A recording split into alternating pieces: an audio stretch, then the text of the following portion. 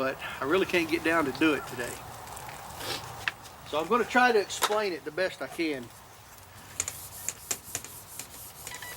This thing has been used since time began. 1700s, the long hunters used it. And what you do is you have a big tree right here. Bigger roots the better. I like to get in behind a tree that's got those big tall roots and they kind of wrap around you. Give you a little bit of a windbreak on the sides. You've seen the big cypress trees. Or you get out in the woods, you find a big old oak that's just got those big gnarly roots. You can just kind of set in like a recliner. That's the ones you want. Pack you a big old bunch of leaves up right here where these roots are. I mean a bunch. You want to be able to squinch down in them. Everybody says, oh, it needs to be 4 inches of fist. The more the better. Okay? Because you're going to move around at night. You're going to eat your way through them leaves. They're going to pack. They're going to crumble. You're going to be on the ground. If you can get a foot off the ground with them, you're better off. The more the better. Okay, you're going to sit right here. Well, what you're going to do is stretch your legs out. And just about where your knees are, you're going to dig a hole. All right, and you're going to build a little twig fire in here. And it's going to be, what is that, 10 inches? 10, 12 inches, something like that. You don't want it any bigger, especially at night, because you'll fall asleep and put your leg in it. But what you do is you build that hole until you get, and you dig this sucker deep, about a foot deep, till you've got probably 8 inches of hot red coals. Okay? Then you go out here and find these old trees that are down and pull that pithy, punky wood, that bark off of it.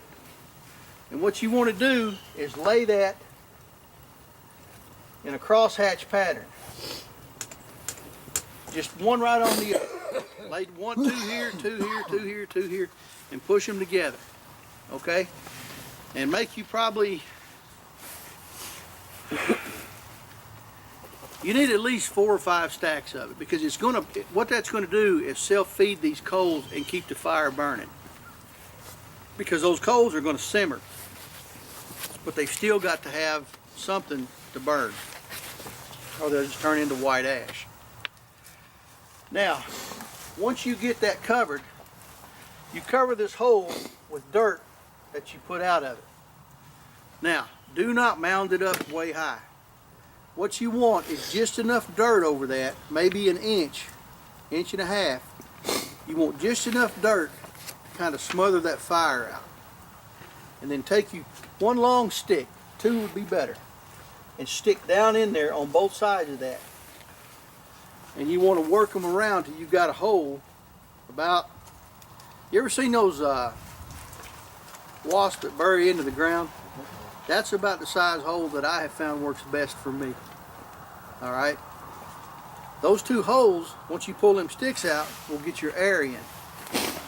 Now, once you get that covered and you're set, you take a blanket. Here's your feet. All right, I want that blanket. You put it behind your head, bring it over, and tuck it in behind your feet. And you're just hunkered down there.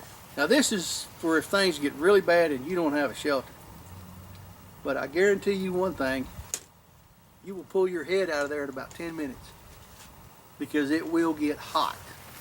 It doesn't look like it would, and I see a lot of doubt out here. But I guarantee you, if you try it, you will not keep your head under that blanket all night. You'll tuck it around here, and eventually you'll flop it out and put it back down because it'll get too hot. But it's easy to regulate because you just flop that blanket once and that cold air rush in. You go right back to sleep.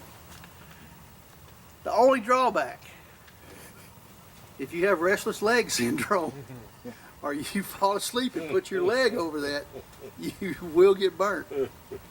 This is an emergency quick do thing, all right? But it is effective and it does work. So you're lighting this between your legs, Yes. between your knees, essentially. Between your knees. Okay. And when you put the blanket under your feet and it comes over your toes, it keeps everything up, and all it'll do is just heat this area.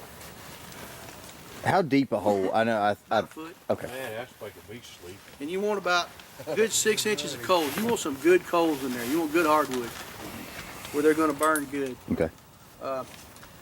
If we can get a volunteer to dig in this muddy ground and wants to sit on it, you can see how warm it'll get. Rusty.